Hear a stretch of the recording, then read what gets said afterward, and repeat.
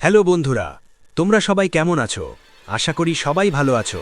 আমিও খুব ভালো আছি। কি ব্যাপার, তুমি এখনো আমায় সাবস্ক্রাইব করোনি? তাড়াতাড়ি করে ফেলো। আমি রোজ নতুন নতুন সত্যি ঘটনা নিয়ে আসি এই পরিবারে। আমার এই ঘটনা যদি তোমাদের ভালো লাগে তাহলে লাইক আর একটা সুন্দর কমেন্ট করে জানিও। তাতে আমি আরও উৎসাহ হব নতুন নতুন ঘটনা তোমাদের কাছে নিয়ে আসার জন্য। চলো, বেশি কথা না বলে আজকের ঘটনা শুরু করি। আজকের ঘটনাটি একটি ভৌতিক ও কাল্পনিক ঘটনা। ঘটনাটি লিখেছে দাদাভাই বাংলাদেশ থেকে। নাম বলা নিষিদ্ধ। চলো দাদাভাই ভাষায় শোনাই। রাত হলেই শ্যামপুর গ্রামে নেমে আসে এক ভয়ঙ্কর নীরবতা। এই নীরবতায় শুধু শোনা যায় পাতার মরমর আর ঝিঝি পোকার ডাক। কিন্তু সেই রাতে এই নীরবতায় জন্ম দিয়ে এক ভয়ালো অভিশাপের। কালনির শাখা নদীর তীরে ভেসে ওঠে এক মহিলার লাশ, কিন্তু লাশের মাথা নেই। গ্রামবাসী ভয়ে কাঁপতে থাকে, কারো সাহস হয় না দাফন করার। ঠিক তখনই জানা যায় শেখের বাড়ির মেয়ে সুলেখা নিখোঁজ। ভাইয়ের সঙ্গে ঝগড়া করে বেরিয়েছিল সে, আর ফিরে আসেনি।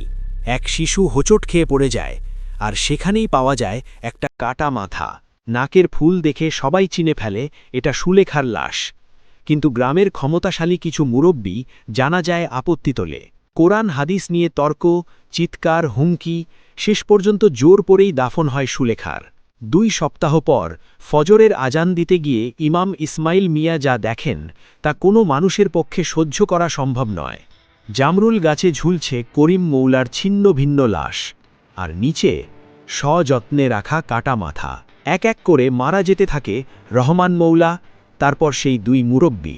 সব লাশই মাথা ছাড়া। অমাবস্যার রাত, দরজায় 3টে টোকা। টক টক টক। দরজা খুলতেই রহিম মৌলার সামনে দাঁড়িয়ে একটা লাশ। কিরে, চিনতে পারছিস? মাথা খুলে সামনে ধরে, তোরা 2 ভাই আমার মাথা কাইটা ফেলছিলি, আজ হিসেব দিবার পালা। এক টানে ছিঁড়ে ফেলা হয় রহিম মৌলার মাথা। রক্তে ভেসে যায় অমাবস্যার রাত। শেষবার দেখা দেয় সুলেখা সবুজ মিয়ার সামনে। আজ আমার মুক্তি, তুমি ভালো থাইকো মাস্টার।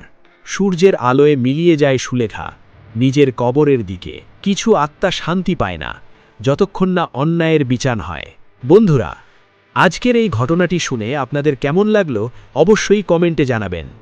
ভিডিওটা ভালো লাগলে লাইক দিন, শেয়ার করুন, আর এমন সত্যি ভৌতিক ঘটনা পেতে চ্যানেলটা সাবস্ক্রাইব করুন। আপনারা যদি আপনার রিয়েল লাইফ নিয়ে কিছু কথা বা রিয়েল স্টোরি বলতে চান তাহলে আমাকে ডাইরেক্ট ডিএম করতে পারেন, না হলে আমার ইমেল আইডিতে ডাইরেক্ট স্টোরি লিখে পাঠিয়ে দিতে পারেন। saktipadha1@gmail.com। আজকের মতো এখানেই শেষ করছি।